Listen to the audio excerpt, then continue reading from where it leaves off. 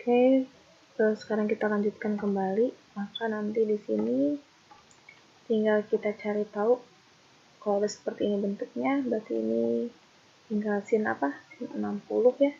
Ditambah sin yang ini juga sin 60. Kita tahu bahwa sin 60 itu adalah setengah akar 3 ditambah setengah akar 3 gitu.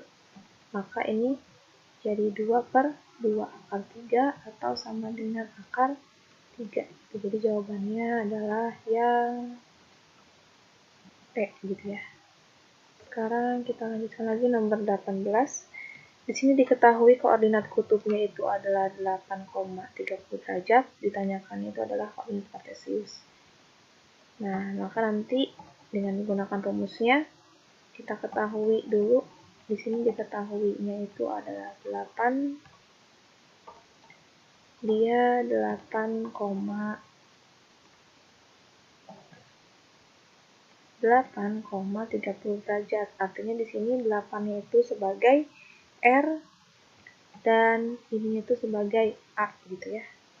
Nah, ditanyakannya dia koordinat kartesiusnya. Koordinat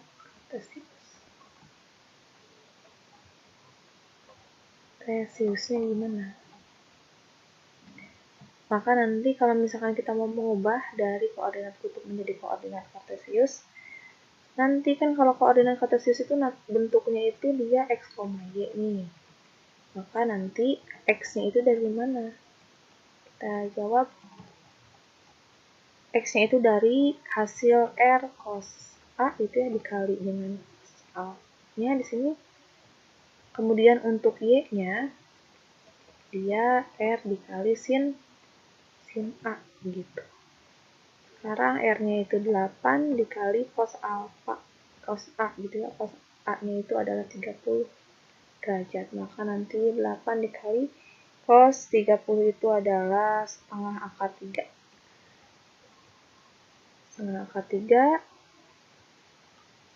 sama dengan ini coret dapat 4, ini coret dapat 1, jadi 4/3 gitu. Sekarang yang ini berarti 8 kali sin 30. Nah, sin 30 itu adalah setengah ya. Setengah, maka nanti di sini dapat 4. Jadi kesimpulannya gimana? Ya tinggal masukkan aja. Jadi nanti kan hasilnya itu dia bentuknya tadi x, y. Maka gimana?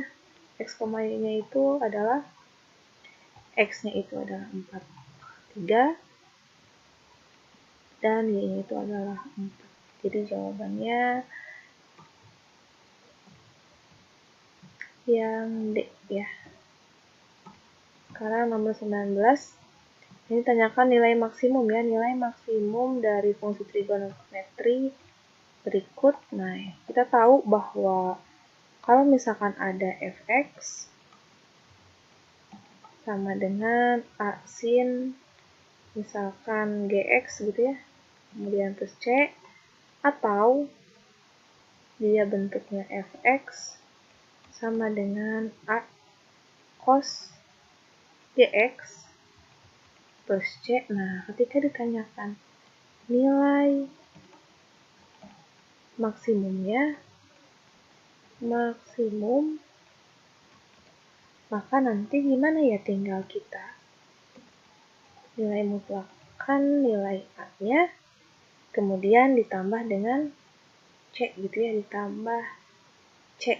Nah, sekarang dari sini berarti kita tahu bahwa A-nya itu adalah negatif 2 kan ya, A-nya negatif 2, kemudian ini cos, berarti yang ini yang memenuhi persamaan yang ini, cos gx-nya itu adalah yang ini. Nah, kita abaikan aja di sininya. Kita fokus ke apa? Ke A dan C-nya. Berarti di sini A-nya negatif 2, kemudian C-nya adalah negatif 7. Maka nanti nilai mutlak dari negatif 2 ditambah C-nya itu adalah negatif 7. Jadi tinggal kita mutlakkan nih. Ketika dihilangkan mutlaknya berarti jadi 2 ya, ditambah atau langsung dikurang 7 gitu. Kita langsung kurang 7, maka nanti hasilnya negatif 5. Jawabannya adalah yang B. Sekarang kita lanjutkan, ini soal terakhir. Di sini seekor kelinci yang berada di lubang tanah tempat persembunyiannya melihat seekor elang yang sedang terbang dengan sudut 60. Berarti kalau misalkan lihat dari bawah ke atas, berarti ini membentuk apa? Elevasi ya, membentuk elevasi, sudut elevasi. Di sini sudut elevasinya itu adalah 60. Nah, sekarang jika jarak antara kelinci dan elang nih, kelinci sama elang itu adalah 18 meter, maka tinggi elang dari atas tanah adalah, kita akan mencari tahu yang ini. Nah, kita misalkan sebagai X gitu ya. Oke, kemudian kita di sini fokus ke sudut elevasinya nih. Kira-kira perbandingan trigonometri apa yang akan kita gunakan ya kalau untuk mencari tahu nilai X-nya. Kita tahu bahwa nilai X ini dia merupakan apa? Sisi depannya ya, depan dari sudut ini. Berarti kita bisa menggunakan apa? Perbandingan sin. Sin sama dengan depan per miring. Depan per miring. Artinya nanti depannya itu adalah yang X dan yang miringnya itu adalah yang 18. Kita tahu di sini sinnya berarti sudutnya membentuk berapa? Sudut 60 derajat. Berarti di sini kita tinggal tuliskan sin 60 derajat. Atau kita tulis ulang aja di sini bahwa sin sama dengan depan per miring. Karena di sini membentuk 60 derajat, maka nanti kita akan mencari tahu sin 60 derajat sama dengan depannya itu adalah X dan miringnya itu adalah 18. Nah, kita tahu bahwa sin dari 60 itu adalah setengah akar 3 ya. Setengah akar 3 sama dengan X per 18. Setelah itu gimana? Tinggal kita cari tahu X-nya ya. Berarti kalau misalkan mencari X aja nih di ruas ini, berarti yang ini dia pindah ruas. Tadinya pembagian akan menjadi perkalian. Maka nanti di sini setengah akar 3 itu dia dikali dengan 18 sama dengan X.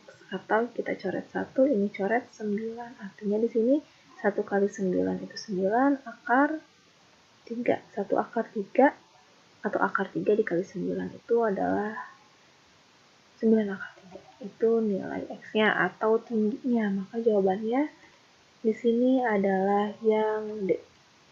Oke, sekian pembahasan PAT dari Ibu. Mudah-mudahan bisa membantu kalian nanti untuk mengerjakan soal remedial karena tipe soalnya akan sama seperti PAT yang ini yang telah Ibu bahas di video ini. Nanti untuk soal PAT-nya, soal remedial PAT-nya akan ada 10 soal. Coba kalian pelajari saja video ini. Insya Allah nanti akan membantu dalam mengerjakan remedial PAT. Oke, sekian dari Ibu. Semoga nanti hasilnya bisa memuaskan. Wassalamualaikum warahmatullahi wabarakatuh.